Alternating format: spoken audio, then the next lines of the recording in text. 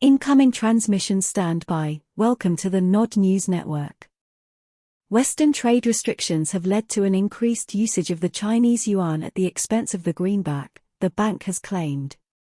The European Bank for Reconstruction and Development EBRD has warned that Russia's growing trade in the Chinese yuan as a response to Western sanctions could potentially erode the strength of the US dollar, according to a recent Bloomberg report.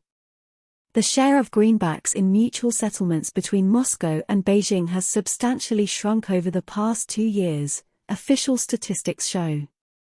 You see that this increase in the usage of the Chinese currency is coming at the expense of the US dollar, EBRD chief economist Peter Javasik told Bloomberg in a report published on Wednesday. Sanctions have also given impetus to countries to think about diversifying invoicing currencies, and long-term, this could erode the dominance of the dollar, she added.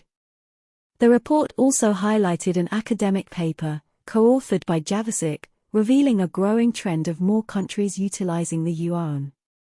These states had established swap lines with the People's Bank of China and were not involved in the sanctions against Russia. Trade turnover between Russia and China soared past $155 billion in January-August after hitting record levels in 2022. The two nations are now poised to exceed their $200 billion target for this year, and they remain steadfast in their belief that achieving an annual $250 billion in trade is absolutely realistic.